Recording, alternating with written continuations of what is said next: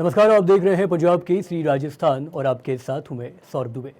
राजस्थान के डूंगरपुर बांसवाड़ा जैसे आदिवासी बहुल इलाकों में धर्मांतरण का मुद्दा लगातार चर्चा में है।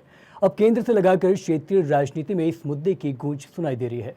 ऐसे में आज हमारे साथ मणिलाल गरासिया हैं, जो न सिर्फ पेशे से एक प्रोफेसर हैं बल्कि भारत आदिवासी पार्टी के संस्थापक सदस्य भी रह चुके हैं। बीएपी में रहते हुए भी और निष्कासित होने के बाद भी वे लगातार खुलकर पार्टी की रीति नीति पर सवाल उठाते रहे हैं। ऐसे में आज हमारे पास भी उनके लिए कई सारे सवाल हैं, जिसमें सबसे अहम सवाल ये है कि क्या वाकई धर्मांतरण आदिवासी समाज के लिए खतरा है? क्या सरकारें इसमें विफल रही हैं? और आखिर क्या बीएपी जैसे आदिवासी हितों की बात करने वाले दल की चुप्पी के पीछे कोई सियासी कारण है? मणिलाल जी, पंजाब केसरी राजस्थान में सबसे पहले आपका बहुत बहुत स्वागत है। डूंगरपुर बांसवाड़ा में बड़ी संख्या में आदिवासी समाज को धर्मांतरण का प्रयास कराया जा रहा है। कितनी गंभीरता से देख रहे हैं इस पूरे मुद्दे को? ऐसा है कि पूरे दक्षिण राजस्थान में विशेष करके बांसवाड़ा जिले का कुशलगढ़ क्षेत्र, उससे सटा हुआ मध्य प्रदेश का झाबुआ जिला, प्रतापगढ़ में भी धर्मांतरण बहुत अधिक हो रहा है। और डूंगरपुर में खेरवाड़ा से अटैच जो झाड़ोल फलासिया वाला क्षेत्र है, उस क्षेत्र में ईसाई धर्म में आदिवासियों का धर्मांतरण बहुत अधिक हुआ है। और ये आदिवासियों के अस्तित्व के लिए ही नहीं, भारतीय संस्कृति के लिए भी बहुत बड़ा खतरा है। और इस समस्या के समाधान की ओर सरकार और जिम्मेदार जो लोग हैं उनको अपना ध्यान आकर्षित करना चाहिए और एक बहुत बड़ा आदिवासी के अस्तित्व को बचाने के लिए कार्य करने की आवश्यकता है। आज बांसवाड़ा, डूंगरपुर और उसके पड़ोस में मध्य प्रदेश का जो झाबुआ जिला है, उसकी 41% जो भील पॉपुलेशन है वो ईसाई धर्म में धर्मांतरण कर चुकी है। और यह एक बहुत ही गंभीर समस्या है। जी गरासिया जी, आपने धर्मांतरण का जिक्र किया, लेकिन सवाल ये है कि हमारे जो आदिवासी भाई बहन हैं उनकी परंपराएं ऐतिहासिक है, काफ़ी भव्य संस्कृति है, लेकिन ऐसा क्या कारण है जो हमारे आदिवासी भाई बहन ईसाईकरण में तब्दील होने को मजबूर हो रहे हैं? ईसाईकरण में जो धर्मांतरण हो रहा है वह हिंदू धर्म के जो विद्वान हैं, जो जागरूक लोग हैं, उनकी कमजोरी की वजह से हो रहा है। और एक बहुत बड़ा कारण है आदिवासियों में अंधविश्वास। आदिवासी मूलतः सनातन हिंदू धर्म को मानने वाली कौम रही है। चाहे हम महाभारत काल ले लें, चाहे हम रामायण काल ले लें, आदिवासी जो है वो सनातन धर्म को मानने वाला, हिंदू धर्म के देवी देवताओं को मानने वाला समाज रहा है। लेकिन आजादी के बाद में आदिवासी समाज जो है वो देश की मुख्य धारा, जिसको हम हिंदू संस्कृति से जुड़ी हुई मुख्य धारा भी कह सकते हैं, उससे अलग थलग रहा। और अलग थलग रहने की वजह से ईसाई मिशनरियों को आदिवासियों को अपने धर्म में मिलाने का एक अवसर मिल गया। इसमें आदिवासियों का अंधविश्वास जो है, विशेष करके भूत प्रेत, डाकनी, जोगिनी माताएं, जो प्रेत आत्माएं जो शरीर के भीतर प्रविष्ट होकर के और चढ़ती है। मणिलाल जी, आदिवासी समाज की जो परंपरा है वो काफ़ी ऐतिहासिक है, रीति रिवाज से इतना भव्य है, तो आखिर ऐसा क्या कारण है जो हमारे आदिवासी भाई बहन ईसाईकरण की ओर बढ़ते जा रहे हैं? ईसाईकरण आदिवासियों में अनायास नहीं आया है। एक सुनियोजित तरीके से आदिवासियों की संस्कृति, आदिवासियों की पुरातन जो सनातन हिंदू धर्म परंपरा है, उसको खत्म करने का ईसाई मिशनरियों का एक सुनियोजित षड्यंत्र है।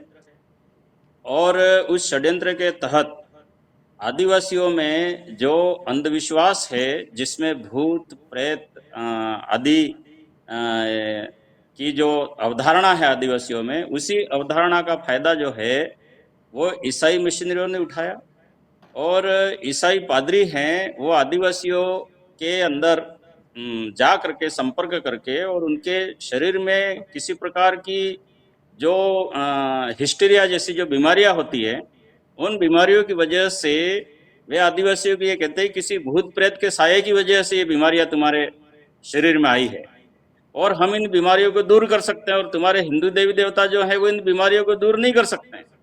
और आदिवासी भोले भाले बेचारे इनके चर्च में जाते हैं। चर्च में जाने पर ये पादरी कई सारे मिल करके और फिर प्रार्थना करते हैं, प्रार्थना करके और आदिवासी को हिप्नोटाइज कर देते हैं और हिप्नोटाइज हो करके आदिवासी के भीतर थोड़ी आत्मशक्ति आती है तो वो थोड़ा ठीक हो जाता है और फिर ईसाई पादरी उसको ये जचा देते हैं कि अब अगर तूने हिंदू देवी देवताओं को माना तो ये भूत वापस तेरे शरीर में तेरे घर में प्रवेश कर जाएगा और तेरे पूरे परिवार को बर्बाद कर देगा।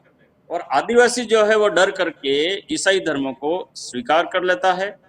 उसी के साथ में आदिवासियों में जो गरीबी है, अशिक्षा है, उसका फायदा भी ईसाई मिशनरियों ने उठाया और आदिवासियों को कई तरीके से गुमराह किया।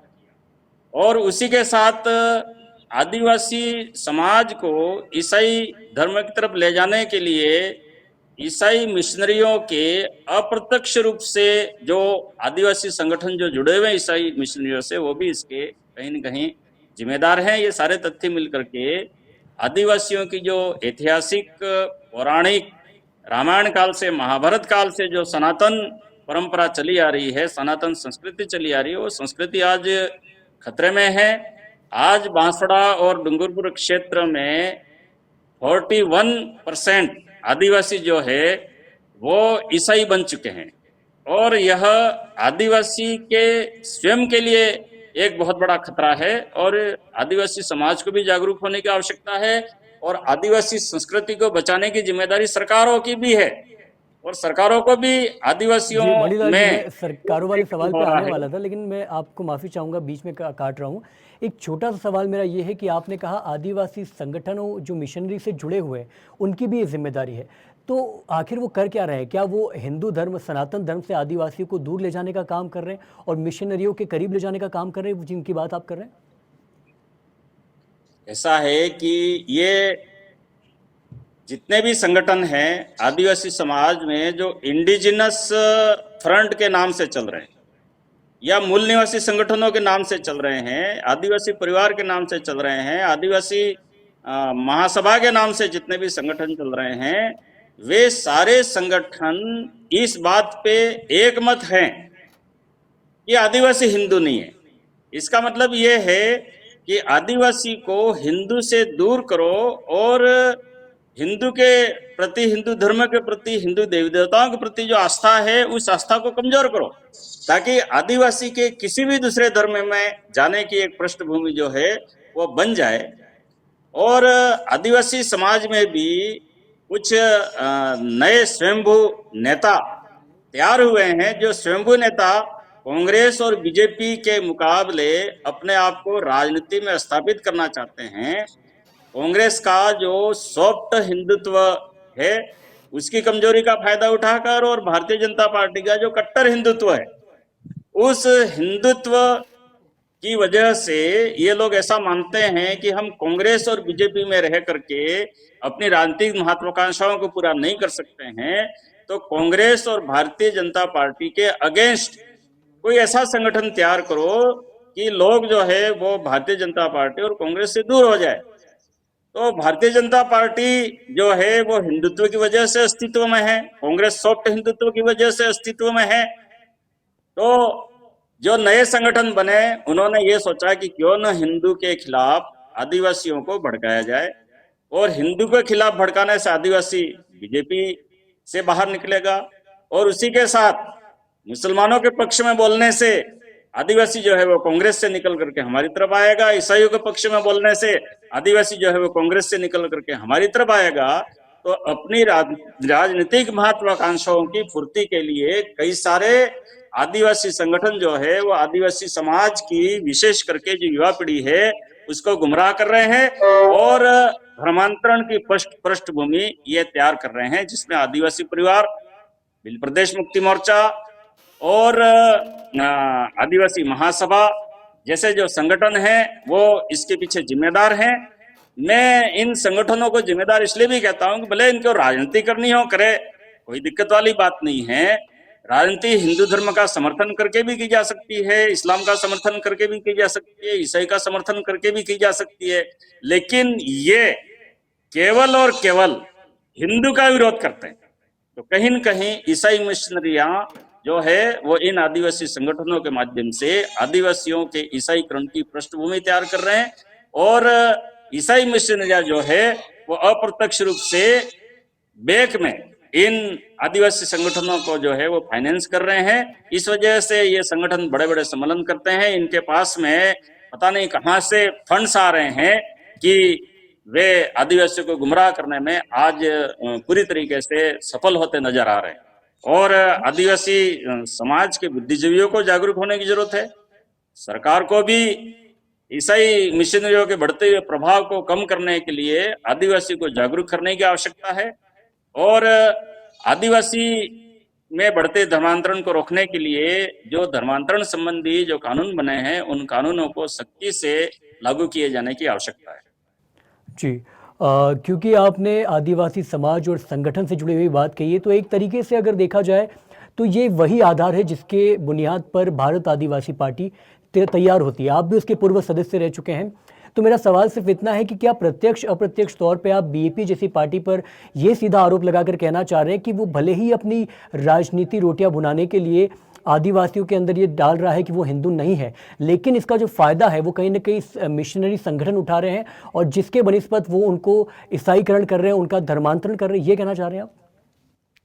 बिल्कुल, मैं ये कहना चाहूंगा कि भारत आदिवासी पार्टी या जो भिल प्रदेश मुक्ति मोर्चा या जो आदिवासी महासभा जैसे संगठन हैं वो शक के दायरे में इसलिए आते हैं क्योंकि ये केवल हिंदू का विरोध करते हैं।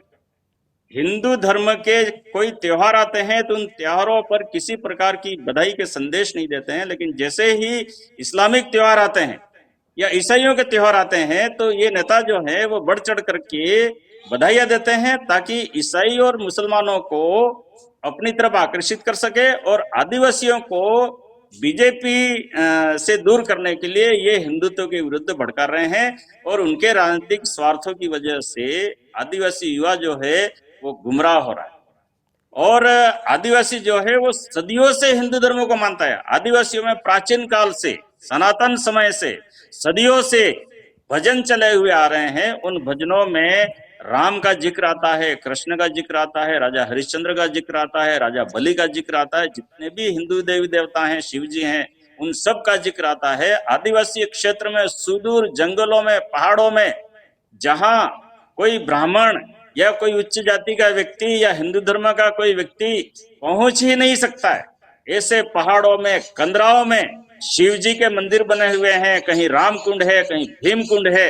तो ये इस बात के प्रमाण है कि सदियों से आदिवासी सनातन धर्म को मानता आया है, लेकिन आज आदिवासी को गुमराह करने में कहीं न कहीं ये जो संगठन है वो सफल हो रहे हैं, और धर्महीनता का पाठ पढ़ा करके आदिवासी युवाओं को अनैतिक बनाया जा रहा है, कुसंस्कारित बनाया जा रहा है। आज आदिवासी युवा जो है वो अपनी माता और बहनों की बेइज्जती कर रहा है। अभी 2-3 दिन पहले ही हमारे इस बांसवाड़ा जिले में एक आदिवासी शिक्षिका की एक युवा ने दिन दहाड़े हत्या कर दी, उसका वीडियो वायरल हो रहा है।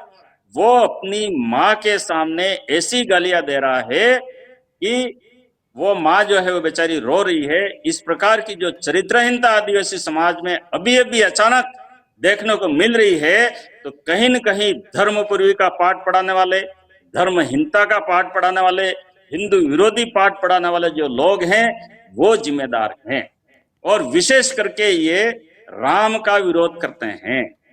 राजा राम और रामचरित मानस है वो आदर्श समाज की संरचना करने के लिए, जो पूरे देश की जो युवा पीढ़ी है उसको अच्छे संस्कार देने के लिए हमारे जो ग्रंथ है उन ग्रंथों की रचना की गई थी। प्रभु श्री राम जो है उनको वनवास होता है तो अपने पिता की, अपनी माँ की आज्ञा का पालन करने के लिए वो 14 वर्ष का वनवास स्वीकार करते हैं। और प्रभु श्री राम के भाई भरत, जो चक्रवर्ती सम्राट का पद उनको मिलने जा रहा है, राम से छीन करके, और भरत की मां जो है वो अपने पुत्र को राज सिंहासन देना चाहती पूरा देश का, लेकिन भरत ये कहते हैं कि नहीं, ये मेरे बड़े भाई का अधिकार है। बड़े भाई ये कहते हैं कि नहीं, भरत राज करे, मुझे कोई दिक्कत नहीं है। ऐसा एक आदर्श स्थापित करने के लिए राम के चरित्र की चाहे कल्पना की हो या कुछ भी हो, लेकिन एक आदर्श समाज का निर्माण करने के लिए रामचरितमानस का हर पात्र, चाहे वो सुग्रीव हो, चाहे वो राम हो, चाहे भरत हो, चाहे वो लक्ष्मण हो, चाहे वो माता कौशल्या हो या राजा दशरथ हो, ये सारे आदर्श चरित्र हैं जो आदर्श समाज की रचना करने में बहुत ही सहयोग दे सकते थे।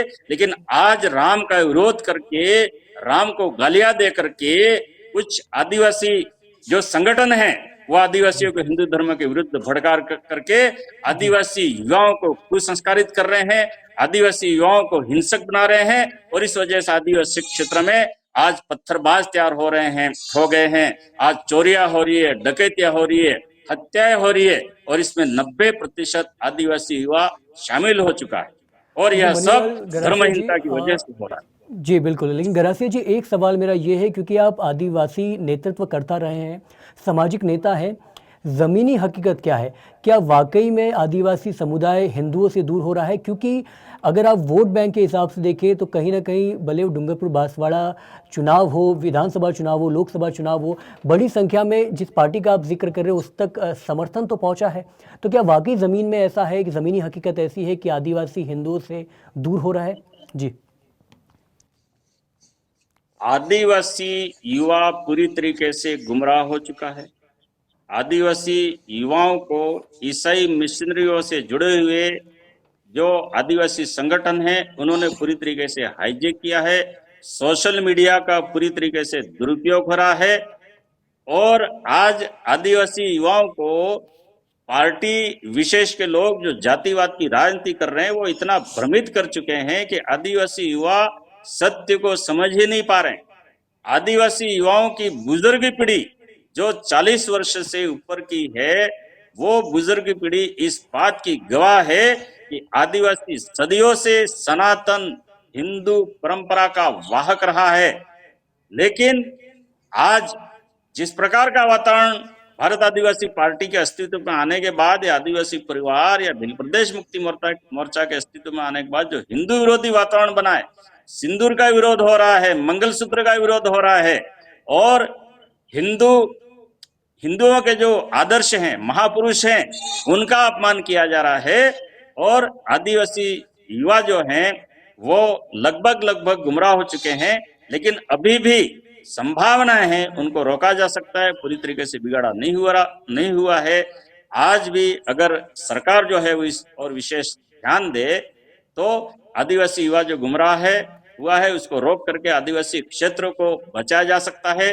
नहीं तो आने वाले समय में आदिवासी क्षेत्र में अलगाववाद पैदा होगा, हिंसा पैदा होगी, और आदिवासी क्षेत्र जो है वो पूरी तरीके से अशांत क्षेत्र घोषित हो जी जाए। गरासिया जी, आपने सरकार का जिक्र किया, सरकार के कर्तव्यों का जिक्र किया, इसलिए मेरे जहन में एक सवाल आया है। लेकिन इससे पहले मैं बता दूं कि आपने जैसा कि कहा था कि आदिवासी ईसाईकरण के लिए इसलिए बढ़ रहा है क्योंकि अंधविश्वास, जादू टोना, भूत प्रेत जैसी तमाम सारी परेशानियां आदिवासी समाज में अभी भी लिप्त है, और यही वजह है कि जिस प्रलोभन देके उनको ईसाईकरण किया जा रहा है। लेकिन एक सत्य ये भी है कि कहीं ना कहीं मूलभूत सुविधाओं का अभाव भी आदिवासी समुदाय में देखने को मिलता है, चाहे वो गरीबी हो, खान पान हो, यहाँ तक कि खबरें आती कि पानी का लालच देके भी ईसाईकरण कर दिया गया है।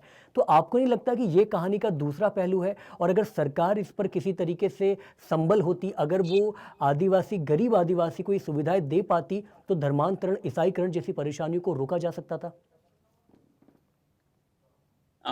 मैं इस बात से सहमत नहीं हूं, क्योंकि पिछले लगभग 60-65 वर्षों में कांग्रेस की सरकार रही, उन्होंने भी आदिवासियों के विकास की करोड़ों अरबों रुपयों की योजनाएं जो है वो इस क्षेत्र में लागू की है।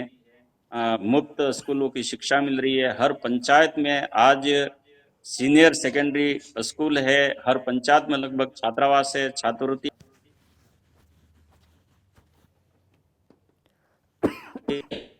में मजदूर है, पेंशन मिल रही है, माही जैसा बहुत बड़ा बांध बन गया है जिससे लाखों टन गेहूं और अनाज प्रति वर्ष पैदा हो रहा है। तो मैं आर्थिक वजह कारणों से जो ईसाईकरण हो रहा है इसको मैं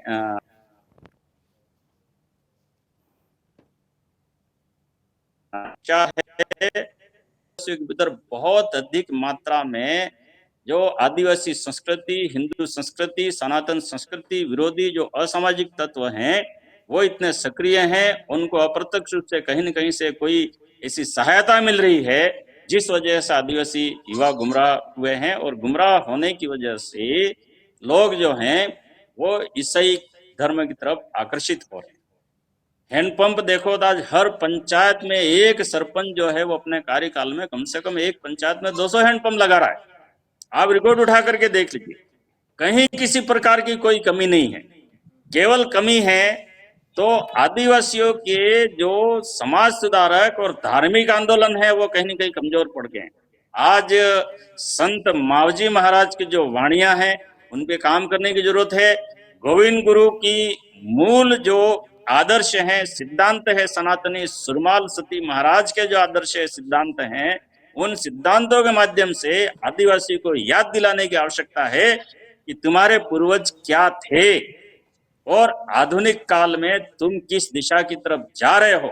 अपनी संस्कृति, अपनी जड़ों से विमुख होकर के आदिवासी का अस्तित्व जो है वो खत्म करने की दिशा में आप लोग बढ़ रहे हो, ये उचित नहीं है। ये अवेयरनेस जो है वो आदिवासी क्षेत्र में पैदा करने की आवश्यकता है। अगर सरकार आदिवासियों में बढ़ते हुए ईसाईकरण को रोकना चाहती है तो आदिवासियों में जो महापुरुष हुए हैं उन महापुरुषों पर काम करने की आवश्यकता है। उनसे जुड़े हुए जो भक्ति आंदोलन है, उन आंदोलनों के जो साधु है, संत हैं, जो आदर्श हैं, जो प्रचारक हैं, उनको कहीं न कहीं सक्रिय ईसाईकरण हो रहा है वो एक दिन रुकेगा। गरासिया जी, भले ही आपने ये कहा कि आप इससे असहमत है कि मूलभूत सुविधाओं के अभाव के कारण भी ईसाईकरण हो रहा है, लेकिन खबरों का एक पहलू है जो इसका जिक्र ज़रूर करता है। वो मैं आपको अपन बाद में विजुलाइज के ज़रिए प्रमाण भी दूंगा मैं इसका, लेकिन पहले आपने जिक्र किया हैंडपम्प का कि हैंडपम्प सारी सुविधाएं मुहैया है। एक हैंडपम्प की खबर आती है, यही इसी देश से आती है, कि हैंडपम्प के साथ में एक बोर्ड लगा होता है और उसमें कहा जाता है कि अगर आप इसका पानी पियोगे तो आपकी प्यास वापस लगेगी, लेकिन आप यीशु का पानी पियोगे अगर, तो ये प्यास हमेशा हमेशा के लिए बुझ जाएगी। तो इन छोटी छोटी चीज़ों के ज़रिए भी, इन छोटे छोटे कोर्स के ज़रिए भी ईसाईकरण को एक तरीके से बढ़ोतरी मिल रही है। हालांकि इस पर भी हम चर्चा करेंगे आगे इंटरव्यू में, लेकिन अब इसको थोड़ा सा राजनीति की ओर लेके चलते हैं। मैं ये समझना चाह रहा हूँ कि आप ये जो ईसाईकरण का मुद्दा है, धर्मांतरण का मुद्दा है, इसमें भाजपा और कांग्रेस, क्योंकि वो प्रदेश में लगातार लंबे समय से सत्ता में रही है, इनकी भूमिका को, इनकी नीतियों को कैसे देखते हैं? क्योंकि ऐसा ज़रूरी थोड़ी है कि बीएपी के आने के बाद ही या आदिवासी समाज के सक्रिय होने के बाद ही इस तरह की धर्मांतरण या ईसाईकरण की घटनाएं हो रही हो। ये तो लंबे समय से चला आ रहा है, भाजपा और कांग्रेस के समय से चला आ रहा है। ये मैं समझना चाह रहा हूँ जी। ऐसा है कि परिवर्तन अचानक नहीं होता है। परिवर्तन जो है वो लंबे समय के बाद में दिखता है। परिवर्तन की पृष्ठभूमि जो है वो कितने ही वर्ष पहले शुरू हो जाती है। देश आज़ाद हुआ, इसके बाद में कांग्रेस का देश पर शासन रहा। कांग्रेस ने आदिवासियों के विकास की तरफ ध्यान दिया, लेकिन आदिवासी संस्कृति की तरफ, आदिवासी की जो धार्मिक मान्यताएं हैं उनकी तरफ जो है वो कांग्रेस ने ध्यान नहीं दिया। और कांग्रेस की जो धर्मनिरपेक्षता की जो छवि थी उसको बचाने के लिए उन्होंने न तो ईसाइयों के ऊपर किसी प्रकार का शिकंजा कसा, न उन्होंने इस्लाम की तरफ किसी प्रकार का कोई शिकंजा कसा, बल्कि उनको बढ़ावा दिया। और बढ़ावा देने की वजह से इनके हौसले जो है वो बुलंद होते गए और ये आदिवासियों में धर्मांतरण करते गए और आज यह इतना विकराल रूप धारण कर चुका है कि कोई भी राजनीतिक पार्टी जो है वो इनको नाराज नहीं करना चाहती। 41% वोटर्स बहुत होते हैं, 41% वोटर्स जो हैं वो बहुत होते हैं, तो इस वजह से कोई इनको छड़ना नहीं चाहता है। लेकिन कहीं न कहीं राजनीति से ऊपर उठ करके और जो ये धर्मांतरण हो रहा है उसको रोकने के लिए प्रयास करने की आवश्यकता है। तो कांग्रेस भी इसकी जिम्मेदार है। तो अभी जो भारतीय जनता पार्टी है उनके लिए भी मैं कहना चाहता हूं कि वो भी एक तरफा चलते हैं। वो ईसाइयों के प्रति इतनी नफरत रखते हैं कि ईसाई भी इनके प्रति नफरत रखते हुए इनसे दूर होता जा रहा है। एक सॉफ्ट कॉर्नर रखने की आवश्यकता है। 200 वर्ष पहले भारतवर्ष में हमारी इस क्षेत्र में कोई भी आदिवासी ईसाई नहीं था। आज 41% आदिवासी ईसाई बन चुका है। तो जब 200 वर्ष बाद आई एक धार्मिक विचारधारा आदिवासी को ईसाई बना सकती है, तो हजारों वर्ष पुरानी सनातन संस्कृति की विचारधारा है वो आदिवासी का धर्मांतरण रोक भी सकती है और 41% आदिवासी जो ईसाई बने उनको वापस भी ला सकती है। लेकिन सीरियसली गंभीरता पूर्वक इस दिशा में कार्य करने की आवश्यकता है, प्लानिंग के तहत चलने की आवश्यकता है और सावधानी पूर्वक जो है वो कदम उठाने की जरूरत है। जी गरासे जी, आपने जिम्मेदारी का जिक्र किया, इसलिए मेरा सवाल ये भी है क्योंकि आपने भाजपा और कांग्रेस दोनों के बारे में ये बात कही है। मैं जानना चाह रहा हूँ कि फिलहाल जो डूंगरपुर बांसवाड़ा के सांसद है वो बीएपी से निकल कर आते हैं, राजकुमार रोत, उन्होंने इस मुद्दे को कितनी गंभीरता से लिया या फिर उन्होंने इसको पूर्णतः नज़रअंदाज किया है? क्योंकि आप क्षेत्रीय नेता है, आदिवासी नेता है, समाज को करीब से देखते हैं, इसलिए मैं ये बात पूछ रहा हूँ। ऐसा है कि मैं हमारे बांसवाड़ा डूंगरपुर के लोकतांत्रिक तरीके से चुने हुए सांसद हैं आदरणीय राजकुमार जी रोत। अ, उनके बारे में केवल मैं यही कहना चाहता हूं कि वो हिंदू धर्म का कट्टर विरोध करते हैं, मंगलसूत्र का विरोध करते हैं, सिंदूर का विरोध करते हैं, स्त्रियां जो बिंदी लगाती उसका विरोध करते हैं और पूरी तरीके से हिंदू धर्म का इतना कट्टर विरोध। आदिवासी हिंदू नहीं, लेकिन वो ये नहीं कहते हैं कि आदिवासी क्या है, आदिवासी क्या था, ये वहां पर वो साइलेंट हो जाते हैं और इस तरीके से वो आदिवासियों के भटकाव का एक तरह से अप्रत्यक्ष रूप से मार्ग प्रशस्त कर देते। आदिवासी हिंदू नहीं है तो क्या है ये भी बताएं। केवल आदिवासी हिंदू नहीं है ये कहना और कभी भी न तो इस्लाम के बारे में कोई टिप्पणी करना न ईसाई के बारे में कोई टिप्पणी करना, ये उनका शुद्ध राजनीतिक स्वार्थी होना सिद्ध करता है। और कहीं न कहीं उनके इस रवैये की वजह से आदिवासी युवा जो है वो गुमराह हो रहा है। मैं सांसद महोदय से ये निवेदन करना चाहता हूं कि वे संत गोविंद गुरु महाराज को याद करें, संत सुरमाल महाराज को याद करें जिनका अभिवादन का शब्द ही है सीताराम। संत सुरमाल जो आदिवासियों के महान संत हुए, इनके अनुयायियों का अभिवादन है सीताराम। तो सीताराम कौन थे? हिंदू देवी देवता थे ना। जब सुरमाल जैसे महान संत जो है वो सीताराम का अभिवादन आदिवासियों को देते हैं, तो सांसद महोदय आदिवासी हिंदू ने ये कहते हैं तो यह समझ से परे की बात है। संत गोविंदगर महाराज जो हैं वो यज्ञ करते हैं, हवन करते हैं और आदिवासियों में ईसाई धर्मांतरण आजादी से पूर्व जो हो रहा था उसको रोकने के लिए वो सनातन संस्कृति की तरफ आदिवासी को ले जाने का प्रयास करते हैं। मैं याद दिलाना चाहता हूं कि संत गोविंद गुरु के नाम से भी हमारे सांसद महोदय और उनकी पार्टी के कतिपय लोग जो हैं वो आदिवासियों को गुमराह कर रहे हैं कि संत गोविंदगर जो है वो हिंदू विरोधी थे। मतलब कितना साफ झूठ बोल रहे हैं। मामा बालेश्वर दयाल जिन्होंने 1960 में झाबुआ जिले में आदिवासियों का जो ईसाई धर्म में धर्मांतरण हो रहा था उसको रोकने के लिए 5000 आदिवासियों को एक साथ यज्ञोपवीत धारण करवाया था, जिसको जनोई बोलते हैं। यज्ञोपवीत हिंदू धर्म में धारण किया जाता है। मामा बालेश्वर दयाल जो है वो हिंदुत्व के लिए संकल्पबद्ध थे और बहुत अच्छे समाज सुधारक थे। लेकिन आज मामा जी के चले जाने के बाद मामा जी के नाम से भी हिंदू का विरोध हो रहा है। आज संत मावजी के नाम से हिंदू का विरोध हो रहा है, और इनकी सारी हिंदू विरोधी परिभाषाएं जो है वो संतों के नाम से, महात्माओं के नाम से, वो जी काल्पनिक हैं। लेकिन क्या है कि एक बड़े पद पे पहुंचा हुआ व्यक्ति अपनी पूरी टीम के साथ कोई बात रखता है तो युवाओं का गुमराह होना जो है वो स्वाभाविक है।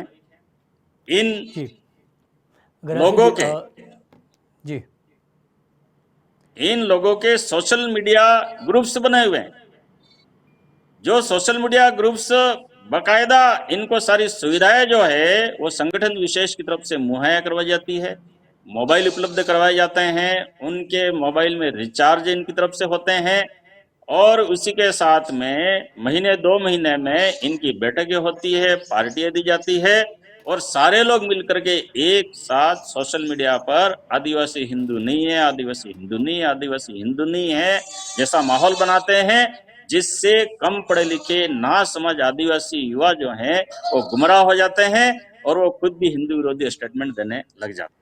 जी तो इस गरासिया प्रवृत्ति जी, को जो पंजाब है वो केसरी रोका जाना राजस्थान लगातार इस पूरे मुद्दे पर तफसील से जब बात कर रहा था तो कई भाजपा नेताओं का भी इंटरव्यू लिया। उन्होंने स्पष्ट रूप से एक आरोप जो न सिर्फ बीएपी नेता बल्कि राजकुमार रोध पर भी लगाया है, वो ये है कि राजकुमार रोध विदेशी एजेंट है। वो विदेश पे आने वाले फरमान के आधार पर काम करते हैं। आप तो खुद फाउंडर मेंबर रहे हैं बीएपी के, क्या पार्टी में रहते हुए आपने ऐसा कुछ अनुभव किया था क्या? मूलतः मैं गांधीवादी विचारधारा का व्यक्ति रहा हूँ। गांधी आश्रम में मेरी पढ़ाई हुई है, वहीं से मुझे अच्छे संस्कार मिले हैं। मैं राजकुमार जी पर विदेशी एजेंट होने का आरोप तो नहीं लगा सकता हूँ, क्योंकि मेरी कोई सरकार में या कहीं पर भी ऐसी कोई पेठ नहीं है, पहचान नहीं है कि मैं ये साबित कर सकूं कि विदेशी एजेंट हैं। लेकिन मैं इतना जरूर कहना चाहता हूं कि सांसद महोदय हिंदुत्व का विरोध करके आदिवासी युवाओं को गुमराह कर रहे हैं। उनको ऐसा नहीं करना चाहिए। उनकी राजनीति 5 साल चलेगी, 10 साल चलेगी, लेकिन उनके आदिवासी के हिंदू नहीं होने के जो स्टेटमेंट हैं उसकी वजह से आदिवासी युवा जो गुमराह हो रहा है, उसका परिणाम आदिवासी समाज और आदिवासी क्षेत्र में रहने वाले अन्य जो समाज है उनको पता नहीं कितने वर्षों तक भोगना पड़ेगा। तो उनको ये कदम जो है वो नहीं उठाना चाहिए। बेशक वो आदिवासी की राजनीति करे, कोई दिक्कत वाली बात नहीं है, उनका स्वागत है, हम साथ भी देने के लिए तैयार हैं, लेकिन हिंदू विरोधी, धर्म विरोधी एजेंडा लेकर के वो चल रहे हैं। इससे आदिवासी युवा गुमराह हो रहा है और आदिवासी समाज, आदिवासी की संस्कृति जो है उसका अस्तित्व जो है पूरी तरीके से खतरे में। ठीक है गरासिया जी, अब तो राजनीति की बात बहुत होगी। अब वापस एक बार धर्मांतरण के मुद्दे पर लौटते हैं। सवाल इतना है कि क्या आप धर्मांतरण पर आने वाले कानून का समर्थन करते हैं, और अगर हाँ तो आप क्या क्या चाहते हैं कि क्या क्या चीज़ें उसमें शामिल होनी चाहिए ताकि इस समस्या को जड़ से खत्म किया जा सके? धर्मांतरण कानून का मैं समर्थन करता हूं।